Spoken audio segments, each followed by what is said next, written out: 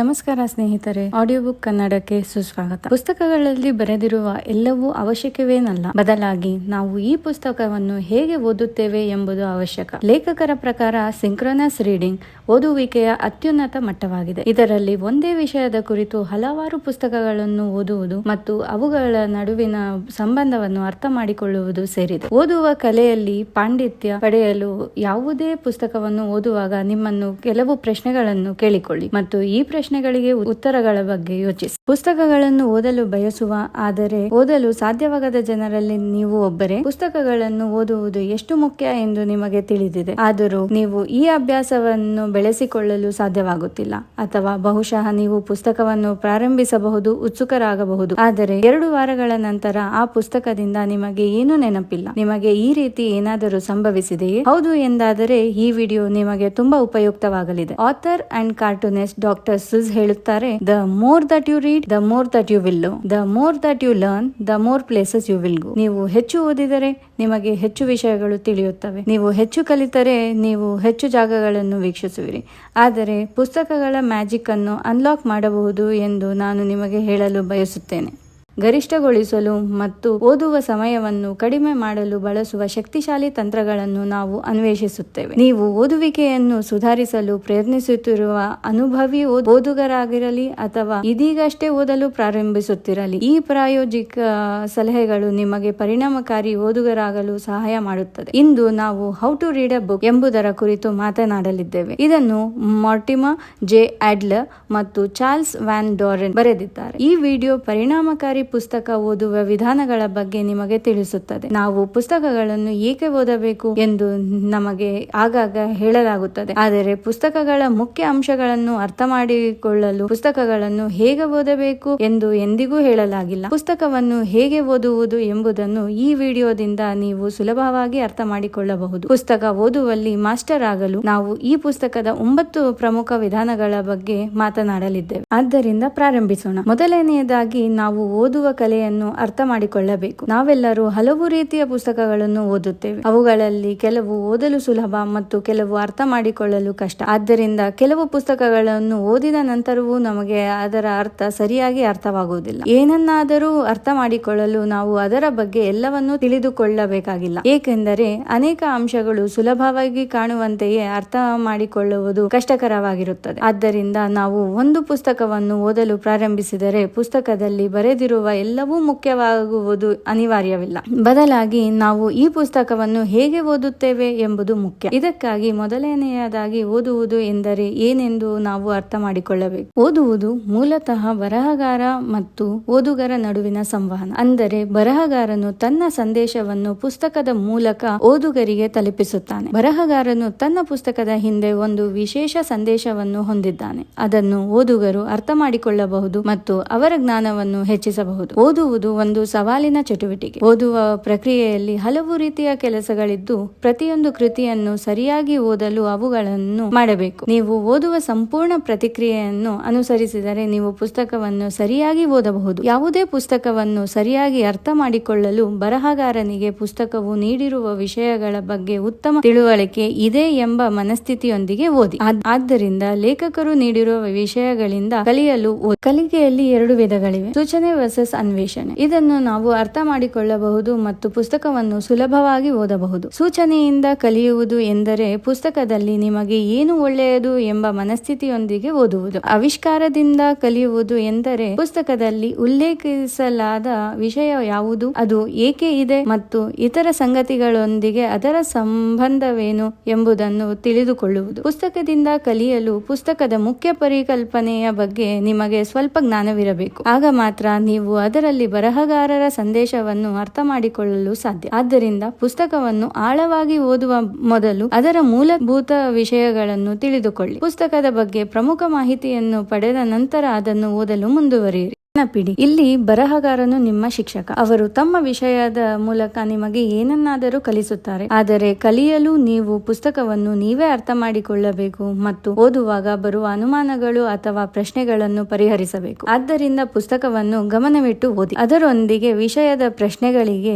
ನೀವೇ ಉತ್ತರಗಳನ್ನು ಕಂಡುಹಿಡಿಯಲು ಪ್ರಯತ್ನಿಸಿ. ಇದರೊಂದಿಗೆ ನೀವು ನಿಮ್ಮ ತಿಳುವಳಿಕೆಯನ್ನು ಹೆಚ್ಚಿಸಬಹುದು ಮತ್ತು ಪುಸ್ತಕದ ವಿಷಯವನ್ನು ಚೆನ್ನಾಗಿ ಅರ್ಥ ಮಾಡಿಕೊಳ್ಳಬಹುದು. ಆದರೆ ಪಾಠವೇನೆಂದರೆ, ಪುಸ್ತಕವನ್ನು ಓದುವ ಮೊದಲು ಅದರ ಬಗ್ಗೆ ಪ್ರಮುಖ ಮಾಹಿತಿಯನ್ನು ಸಂಗ್ರಹಿಸುವುದು ಪುಸ್ತಕ ಓದುವಿಕೆಯ ಮೊದಲ ಹೆಜ್ಜೆ. ಮುಂದಿನ ಹಂತವೇನೆಂದರೆ ಓದುವ ಮಟ್ಟ. ನಾವು ಪುಸ್ತಕದಿಂದ ಯಾವ ಜ್ಞಾನವನ್ನು ಪಡೆಯಲು ಬಯಸುತ್ತೇವೆ ಅಥವಾ ಯಾವ ಉದ್ದೇಶದಿಂದ ಪುಸ್ತಕವನ್ನು ಓದಲು ಬಯಸುತ್ತೇವೆ ಎಂಬುದರ ಮೇಲೆ ನಮ್ಮ ಓದುವ ಮಟ್ಟ ನಿರ್ಧರಿಸಲ್ಪಡುತ್ತದೆ. ನಿಮ್ಮ ಉದ್ದೇಶ ಮನರಂಜನೆ, ಮಾಹಿತಿಯನ್ನು ಪಡೆಯುವುದು ಅಥವಾ ತಿಳುವಳಿಕೆಯನ್ನು ಹೆಚ್ಚಿಸುವುದು, ಅದು ಏನೇ ಇರಲಿ, ನಿಮ್ಮ ಓದುವ ಮಟ್ಟವನ್ನು ನಿರ್ಧರಿಸುತ್ತದೆ. ಪರಿಣಾಮಕಾರಿ ಓದುವಿಕೆಗಾಗಿ ಲೇಖಕರು 4 ಹಂತದ ಓದುವಿಕೆಯ ಬಗ್ಗೆ ಹೇಳಿದ್ದಾರೆ. ಮೊದಲ ಹಂತವು ಆರಂಭಿಕ ಓದುವಿಕೆ. ಈ ಹಂತದಲ್ಲಿ ನಿಮ್ಮ ಮುಖ್ಯ ಗಮನವು ಪುಟದಲ್ಲಿ ಬರೆಯಲಾದ ವಿಭಿನ್ನ ಪದಗಳನ್ನು ಗುರುತಿಸುವುದು. ನೀವು ಒಂದು ಪುಸ್ತಕವನ್ನು ಓದುವಾಗ ಅದರಲ್ಲಿ ಬರೆದ ವಾಕ್ಯ ಏನು ಹೇಳುತ್ತದೆ ಎಂಬುದನ್ನು ನೋಡಿ. ವಾಕ್ಯದ ಅರ್ಥವನ್ನು ನೀವು ಅರ್ಥ ಮಾಡಿಕೊಳ್ಳಲು ಪ್ರಾರಂಭಿಸಿದಾಗ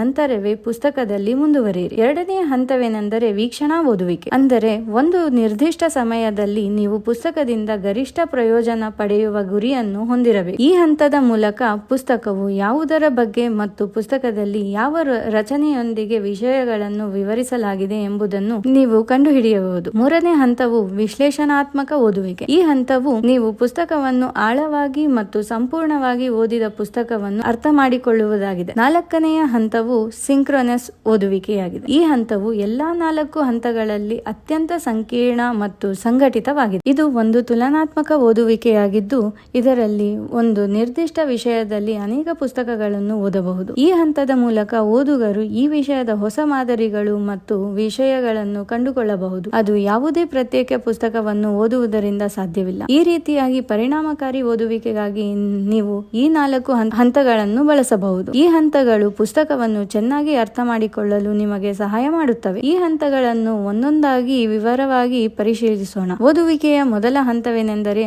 ಆರಂಭಿಕ ಓದುವಿಕೆ. ನಾವು ಮೊದಲೇ ಕಲಿತಂತೆ ಓದುವ ಆರಂಭಿಕ ಹಂತದಲ್ಲಿ ಪುಟದಲ್ಲಿ ಬರೆದ ಪದಗಳನ್ನು ಅರ್ಥ ಮಾಡಿಕೊಳ್ಳಲು ನೀವು ಗಮನ ಹರಿಸಬೇಕು. ಇದನ್ನು ಅರ್ಥ ಮಾಡಿಕೊಳ್ಳಲು ನೀವು ಈ ಹಂತಗಳನ್ನು ಅನುಸರಿಸಬಹುದು. ಮೊದಲನೆಯದಾಗಿ ನರ್ಸರಿ ತರಗತಿಯಲ್ಲಿರುವ ಮಗುವಿನಂತೆ ನಿಮ್ಮನ್ನು ನೋಡಿ ಮತ್ತು ಪುಸ್ತಕದ ವಿಷಯದ ಬಗ್ಗೆ ತಿಳಿದುಕೊಳ್ಳುವ ಕುತೂಹಲವನ್ನು ಬೆಳೆಸಿಕೊಳ್ಳಿ. ಇದಾದ ನಂತರ ಪುಸ್ತಕದಲ್ಲಿ ಸಾಮಾನ್ಯವಾಗಿ ಬಳಸುವ ಮತ್ತು ಪುನರಾವರ್ತಿತವಾಗುವ ವಿಷಯಕ್ಕೆ ಸಂಬಂಧಿಸಿದ ಪದಗಳನ್ನು ಅರ್ಥ ಮಾಡಿಕೊಳ್ಳಿ. ನಾವು ಶಾಲೆಗೆ ಹೋದಾಗ ಈ ಹಂತವು ಮೊದಲ ತರಗತಿಯಲ್ಲಿ ಪದಗಳನ್ನು ಅರ್ಥ ಮಾಡಿಕೊಳ್ಳಲು ನಮಗೆ ಕಲಿಸಲಾಗುತ್ತದೆ. ಮೂರನೇ ಹಂತವು ಶಾಲೆಯಲ್ಲಿ 4ನೇ ತರಗತಿಯ ಅಂತ್ಯದವರೆಗೆ ಇರುತ್ತದೆ. ಅಲ್ಲಿ ನಾವೆಲ್ಲರೂ ನಮ್ಮ ಶಬ್ದಕೋಶವನ್ನು ಅಭಿವೃದ್ಧಿಪಡಿಸುವ ಮೂಲಕ ಉಲ್ಲೇಖವನ್ನು ಬಳಸಲು ಕಲಿಯುತ್ತೇವೆ. ಹೊಸ ಪುಸ್ತಕವನ್ನು ಅರ್ಥ ಮಾಡಿಕೊಳ್ಳಲು ನೀವು ಸಹ ಅದೇ ರೀತಿ ಮಾಡಬೇಕು. ಎರಡನೇ ಹಂತದ ಓದುವಿಕೆ ವೀಕ್ಷಣಾ ಓದುವಿಕೆ. ಯಾವುದೇ ಪುಸ್ತಕದ ಬಗ್ಗೆ ಮೂಲಭೂತ ಮಾಹಿತಿಯನ್ನು ಪಡೆಯಲು ನೀವು ಪುಸ್ತಕದ ಶೀರ್ಷಿಕೆ ಪುಟ, ಮುನ್ನುಡಿ, ವಿಷಯ ಕೋಷ್ಟಕ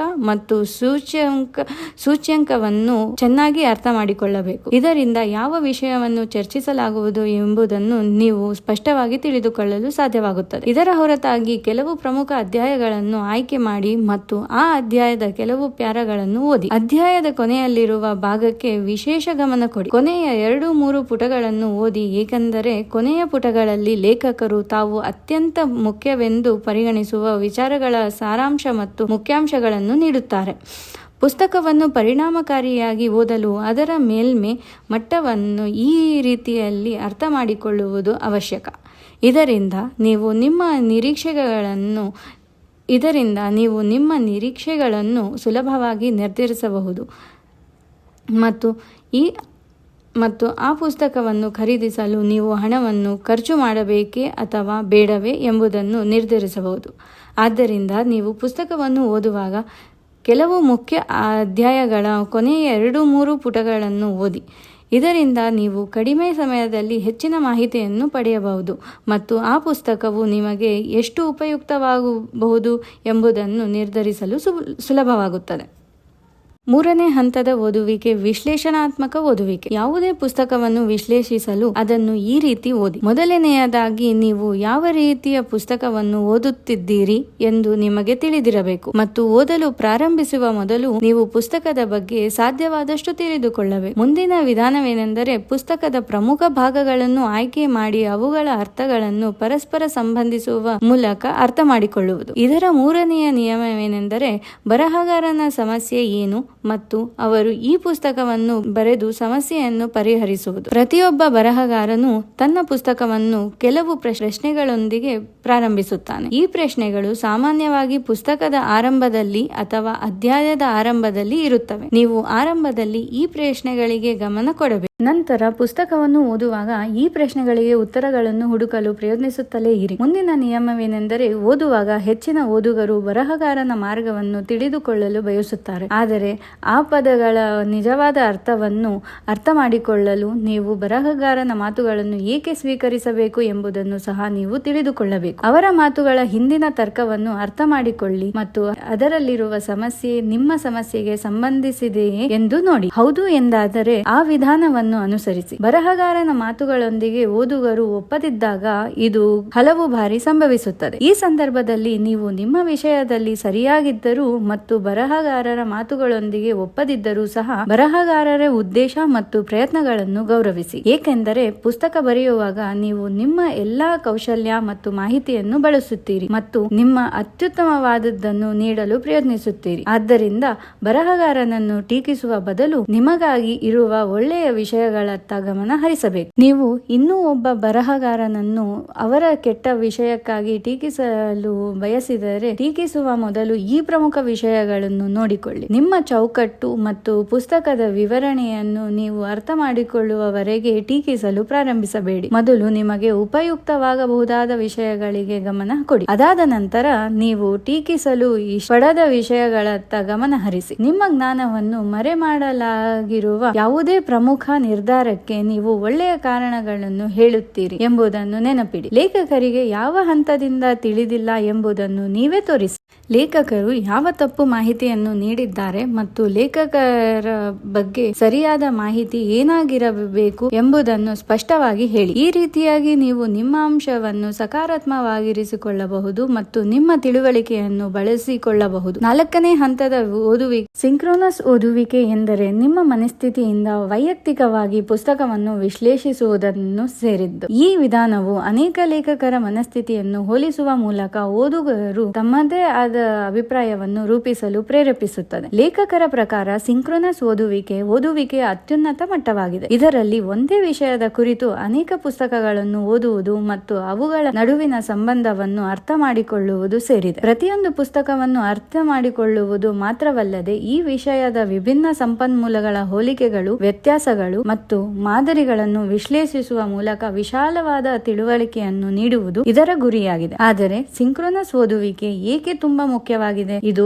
ನಮಗೆ ವಿಶಾಲವಾದ ತಿಳುವಳಿಕೆಯನ್ನು ನೀಡುತ್ತದೆ. ಸಿಂಕ್ರೋನಸ್ ಓದುವಿಕೆ ಓದುಗರಿಗೆ ವಿಭಿನ್ನ ದೃಷ್ಟಿಕೋನಗಳು, ಸಂಗತಿಗಳು ಮತ್ತು ಪುರಾವೆಗಳನ್ನು ವಿಭಿನ್ನ ಪುಸ್ತಕಗಳಲ್ಲಿ ತಿಳಿದುಕೊಳ್ಳುವ ಮೂಲಕ ಉತ್ತಮ ತಿಳುವಳಿಕೆಯನ್ನು ಪಡೆಯಲು ಅನುವು ಮಾಡಿಕೊಡುತ್ತದೆ. ವಿಮರ್ಶಾತ್ಮಕ ಚಿಂತನೆ ಅನೇಕ ಸಂಪನ್ಮೂಲಗಳೊಂದಿಗೆ ಸಂಪರ್ಕ ಸಾಧಿಸುವ ಮೂಲಕ ವಿಮರ್ಶಾತ್ಮಕ ಅಥವಾ ಆಳವಾದ ಚಿಂತನೆ ಹೆಚ್ಚಾಗುತ್ತದೆ. ಈ ರೀತಿಯಾಗಿ ಒಂದೇ ದೃಷ್ಟಿಕೋನದೊಂದಿಗೆ ಸಂಪರ್ಕ ಸಾಧಿಸದೆ ಸ್ವಾತಂತ್ರ್ಯದೊಂದಿಗೆ ಒಂದೇ ವಿಷಯದ ಬಗ್ಗೆ ವಿಭಿನ್ನ ವಿಷಯಗಳನ್ನು ತಿಳಿದುಕೊಳ್ಳುವ ಮೂಲಕ ವಿಭಿನ್ನ ಸಂಗತಿಗಳ ಸತ್ಯವನ್ನು ಪ್ರಶ್ನಿಸಲು, ಹೋಲಿಕೆಗಳನ್ನು ಮಾಡಲು ಮತ್ತು ವಿಶ್ಲೇಷಿಸಲು ನಿಮಗೆ ಅವಕಾಶ ಸಿಗುತ್ತದೆ. ವೈಯಕ್ತಿಕ ಅಭಿಪ್ರಾಯವನ್ನು ರಚಿಸುವುದು ಒಂದೇ ವಿಷಯದ ಬಗ್ಗೆ ವಿಭಿನ್ನ ಪಠ್ಯಗಳಿಂದ ಮಾಹಿತಿಯನ್ನು ತೆಗೆದುಕೊಳ್ಳುವ ಮೂಲಕ ನೀವು ನಿಮ್ಮ ಸ್ವಂತ ಅಭಿಪ್ರಾಯವನ್ನು ಸಹ ಮಾಡಬಹುದು. ಈ ರೀತಿಯಾಗಿ ಸಿಂಕ್ರೋನಸ್ ಓದುವಿಕೆ ಚರ್ಚೆ ಮತ್ತು ಚರ್ಚೆಯಲ್ಲಿ ಸಕ್ರಿಯವಾಗಿ ಭಾಗವಹಿಸಲು ನಿಮಗೆ ಸಾಧ್ಯವಾಗುತ್ತದೆ. ಮಾದರಿಗಳು ಮತ್ತು ಪ್ರವೃತ್ತಿಗಳನ್ನು ಕಂಡುಹಿಡಿಯುವುದು ಒಂದೇ ವಿಷಯದ ಕುರಿತು ಅನೇಕ ಪುಸ್ತಕಗಳನ್ನು ಓದುವ ಮೂಲಕ ಕ್ಷೇತ್ರದಲ್ಲಿನ ಮಾದರಿಗಳು, ಪ್ರವೃತ್ತಿಯ ವಿಷಯಗಳು ಮತ್ತು ಪ್ರವೃತ್ತಿಗಳನ್ನು ಗುರುತಿಸುವಲ್ಲಿ ನಿಮಗೆ ಸಹಾಯ ಸಿಗುತ್ತದೆ. ಈ ವಿಷಯವು ವಿಷಯದ ಬಗ್ಗೆ ನಮ್ಮ ಜ್ಞಾನವನ್ನು ಹೆಚ್ಚಿಸುತ್ತದೆ. ಪರಿಣಾಮಕಾರಿ ಸಿಂಕ್ರೋನಸ್ ಓದುವಿಕೆಗಾಗಿ ಈ ವಿಧಾನಗಳನ್ನು ಬಳಸಿ. ಸಿಂಟೋಪಿಕಲ್ ಓದುವ ಪಟ್ಟಿಯನ್ನು ರಚಿಸಿ ಪುಸ್ತಕಗಳ ಗುಂಪನ್ನು ಆರಿಸಿ ಮತ್ತು ಅದರೊಂದಿಗೆ ಪ್ರಾರಂಭಿಸಿ.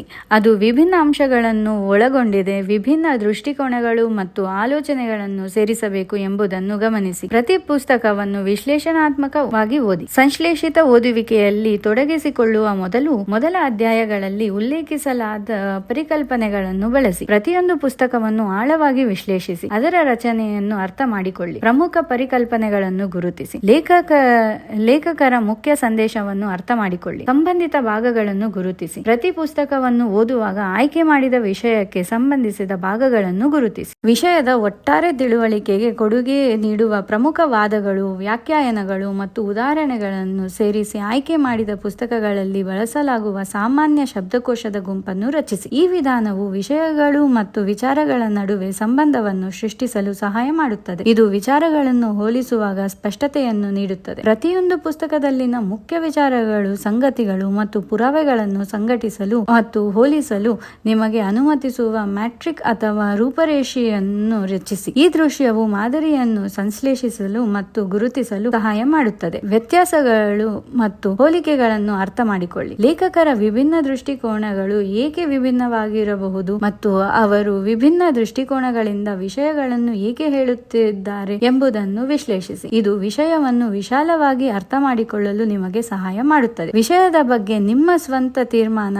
ಅಥವಾ ದೃಷ್ಟಿಕೋನವನ್ನು ರಚಿಸಿ. ವಿವಿಧ ಪುಸ್ತಕಗಳ ಸಾಮರ್ಥ್ಯ ಮತ್ತು ದೌರ್ಬಲ್ಯಗಳ ಬಗ್ಗೆ ಯೋಚಿಸಿ ಮತ್ತು ಉತ್ತಮ ಮಾಹಿತಿಯುಕ್ತ ದೃಷ್ಟಿಕೋನವನ್ನು ರಚಿಸಿ. ಈಗ ಪರಿಣಾಮಕಾರಿ ಓದುಗರಾಗುವುದು ಹೇಗೆ ಎಂದು ಕಲಿಯೋಣ. ಯಾವುದೇ ಪುಸ್ತಕವನ್ನು ಓದುವಾಗ ನಿಮ್ಮನ್ನು ನೀವೇ ಕೆಲವು ಪ್ರಶ್ನೆಗಳನ್ನು ಕೇಳಿಕೊಳ್ಳಿ ಮತ್ತು ಉತ್ತರಗಳ ಬಗ್ಗೆ ಯೋಚಿಸಿ. ಈ ಪುಸ್ತಕ ಯಾವುದರ ಬಗ್ಗೆ? ಪುಸ್ತಕದ ಪ್ರಮುಖ ವಿಷಯಗಳನ್ನು ಹುಡುಕಿ. ಪುಸ್ತಕದಲ್ಲಿ ಏನು ಮತ್ತು ಹೇಗೆ ಹೇಳಲಾಗುತ್ತಿದೆ? ಅದರ ಪ್ರಮುಖ ವಿಚಾರಗಳು ಮತ್ತು ತರ್ಕಗಳನ್ನು ಹುಡುಕಿ. ಪುಸ್ತಕದಲ್ಲಿ ಬರೆದಿರುವುದು ಸರಿಯೇ? ಈ ಪ್ರಶ್ನೆಗಳಿಗೆ ಉತ್ತರಗಳ ಬಗ್ಗೆ ಯೋಚಿಸಿ ಮತ್ತು ನಂತರ ಪುಸ್ತಕದಲ್ಲಿ ಟಿಪ್ಪಣಿಗಳನ್ನು ಮಾಡಿ. ಟಿಪ್ಪಣಿಗಳನ್ನು ಮಾಡುವ ಒಂದು ಪ್ರಮುಖ ಭಾಗವಾಗಿದೆ. ಟಿಪ್ಪಣಿಗಳನ್ನು ಮಾಡಲು ಈ ವಿಧಾನಗಳನ್ನು ಬಳಸಿ. ಪ್ರಮುಖ ವಿಷಯಗಳನ್ನು ಅಂಡರ್ಲೈನ್ ಮಾಡಿ ಮತ್ತು ಪ್ರಮುಖ ವಿಷಯಗಳನ್ನು ಗಮನಿಸಿ. ನಿಮ್ಮ ಪದಗಳಲ್ಲಿ ಕೀವರ್ಡ್ಗಳನ್ನು ಬರೆಯಿರಿ. ಟಿಪ್ಪಣಿಗಳನ್ನು ಮಾಡಲು 3 ಮಾರ್ಗಗಳಿವೆ. ಮೊದಲನೆಯದಾಗಿ ರಚನಾತ್ಮಕ ಟಿಪ್ಪಣಿಗಳು. ಪುಸ್ತಕದ ರಚನೆಯ ಬಗ್ಗೆ ಟಿಪ್ಪಣಿಗಳನ್ನು ಮಾಡಿ. ಈ ಟಿಪ್ಪಣಿಗಳು ಪುಸ್ತಕದ ಮಾದರಿಯನ್ನು ಮತ್ತು ಅದನ್ನು ಸರಿಯಾಗಿ ಓದುವುದು ಹೇಗೆ ಎಂಬುದನ್ನು ಅರ್ಥ ಮಾಡಿಕೊಳ್ಳಲು ನಿಮಗೆ ಸಹಾಯ ಮಾಡುತ್ತದೆ. ಎರಡನೆಯದಾಗಿ ಲೇಖಕರ ವಿಚಾರಗಳು ಮತ್ತು ವಿಷಯಗಳ ಕುರಿತು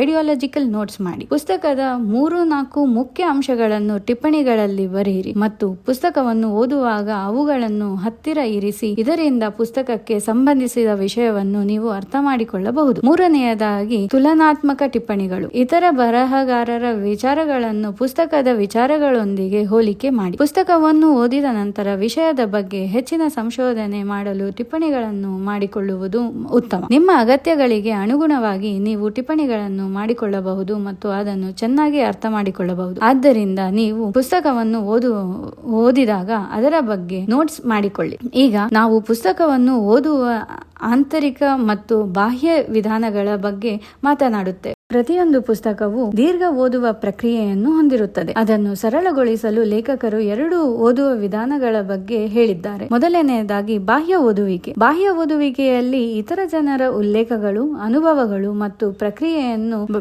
ಬಳಸಲಾಗುತ್ತದೆ. ಪುಸ್ತಕವನ್ನು ನೇರವಾಗಿ ಓದುವ ಬದಲು ಪುಸ್ತಕದ ಅವಲೋಕನವನ್ನು ಅರ್ಥ ಮಾಡಿಕೊಳ್ಳಲು ಈ ವಿಧಾನಗಳನ್ನು ಬಳಸಿ. ಪುಸ್ತಕದ ಇಂಡೆಕ್ಸ್ ನೋಡಿ. ಈ ವಿಷಯಕ್ಕೆ ಸಂಬಂಧಿಸಿದ ಇತರ ಪುಸ್ತಕಗಳ ಇಂಡೆಕ್ಸ್ ಮತ್ತು ಪ್ರಮುಖ ವಿಷಯಗಳನ್ನು ಅರ್ಥ ಮಾಡಿಕೊಳ್ಳಿ. ಪುಸ್ತಕದ ಕಮೆಂಟ್ಗಳು ಮತ್ತು ವಿಮರ್ಶೆಗಳನ್ನು ಆನ್ಲೈನ್ ನಲ್ಲಿ ಓದಿ. ನಮ್ಮ ಪುಸ್ತಕ ಸಾರಾಂಶಗಳನ್ನು ಓದುವುದು ಬಾಹ್ಯ ಓದುವಿಕೆಯ ಭಾಗವಾಗಿದೆ. ಆದ್ದರಿಂದ ಈ ಚಾನೆಲ್ಗೆ ಸಬ್ಸ್ಕ್ರೈಬ್ ಮಾಡಲು ಮರೆಯಬೇಡಿ. ಎರಡನೆಯದಾಗಿ ಆಂತರಿಕ ಓದುವಿಕೆ. ಆಂತರಿಕವಾಗಿ ಓದುವುದು ಎಂದರೆ ಪುಸ್ತಕದ ಪ್ರತಿಯೊಂದು ವಾಕ್ಯವನ್ನು ಓದುವುದು. ಮೊದಲನೆಯದಾಗಿ ಪುಸ್ತಕವನ್ನು ಬಾಹ್ಯ ರೀತಿಯಲ್ಲಿ ಓದಿ ಮತ್ತು ಅದು ನಿಮಗೆ ಉಪಯುಕ್ತವಾಗಬಹುದೇ ಮತ್ತು ಯಾವ ವಿಷಯಗಳು ನಿಮಗೆ ಮುಖ್ಯವೆಂದು ನೋಡಿ. ನೀವು ನಿಮ್ಮ ಸಮಸ್ಯೆಗಳನ್ನು ಪರಿಹರಿಸಲು ಪರಿಹರಿಸಬಹುದು ಮತ್ತು ಅದು ಉಪಯುಕ್ತವಾಗಿದ್ದರೆ ಆ ವಿಷಯಗಳನ್ನು ವಿವರವಾಗಿ ಓದಿ. ಈಗ ಓದು ನಿಮ್ಮ ಮನಸ್ಸನ್ನು ಹೇಗೆ ಬೆಳೆಸುತ್ತದೆ ಎಂಬುದನ್ನು ಅರ್ಥ ಮಾಡಿಕೊಳ್ಳೋಣ. ನೀವು ಉತ್ತಮ ಓದುಗರಾಗಲು ಓದುತ್ತಿದ್ದರೆ ನೀವು ಕೇವಲ ಮನರಂಜನಾ ಪುಸ್ತಕ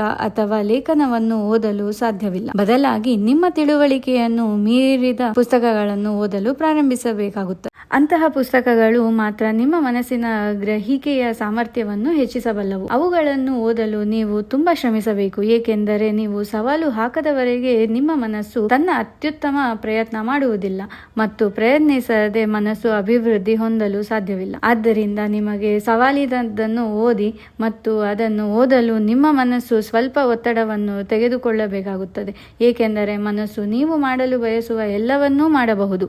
ಆದ್ದರಿಂದ ನಿಮ್ಮ ಮನಸ್ಸಿನ ಸಾಮರ್ಥ್ಯವನ್ನು ಹೆಚ್ಚಿಸಲು ಅದಕ್ಕೆ ಒಂದು ಸವಾಲನ್ನು ನೀಡಿ. ಧನ್ಯವಾದಗಳು ಸ್ನೇಹಿತರೆ. ಆದ್ದರಿಂದ ಇದು ಪುಸ್ತಕವನ್ನು ಹೇಗೆ ಓದುವುದು ಎಂಬುದರ ಪುಸ್ತಕದ ಸಾರಾಂಶವಾಗಿತ್ತು. ಈ ವಿಡಿಯೋದಿಂದ ಪರಿಣಾಮಕಾರಿ ಪುಸ್ತಕವನ್ನು ಹೇಗೆ ಓದುವುದು ಮತ್ತು ಅದನ್ನು ಹೇಗೆ ಪರಿಣಾಮಕಾರಿಯಾಗಿ ಓದುವುದು ಎಂಬುದನ್ನು ನಾವು ಕಲಿತಿದ್ದೇವೆ. ಅವುಗಳನ್ನು ಬಳಸುವುದರಿಂದ ನೀವು ಕಲೆಯನ್ನು ಓದುವಲ್ಲಿ ಪಾಂಡಿತ್ಯವನ್ನು ಪಡೆಯಬಹುದು ಮತ್ತು ನಿಮ್ಮ ಮನಸ್ಸನ್ನು ಚೆನ್ನಾಗಿ ಬೆಳೆಸಿಕೊಳ್ಳಬಹುದು. ಆದ್ದರಿಂದ ನೀವು ಉತ್ತಮ ಓದುಗರಾಗಲು ಬಯಸಿದರೆ ಲೇಖಕರು ಉಲ್ಲೇಖಿಸಿರುವ ಹಂತಗಳನ್ನು ಬಳಸಿ ಮತ್ತು ನೀವು ಹೊಸ ಪುಸ್ತಕವನ್ನು ಬಿಡುಗಡೆ ಮಾಡಬೇಕೆಂದು ಬಯಸಿದರೆ ನಮಗೆ ತಿಳಿಸಿ. ಶೀಘ್ರದಲ್ಲೇ ಮತ್ತೊಂದು ವಿಡಿಯೋದೊಂದಿಗೆ ನಿಮ್ಮನ್ನು ಭೇಟಿ ಮಾಡುತ್ತೇವೆ. ತುಂಬಾ ಧನ್ಯವಾದಗಳು.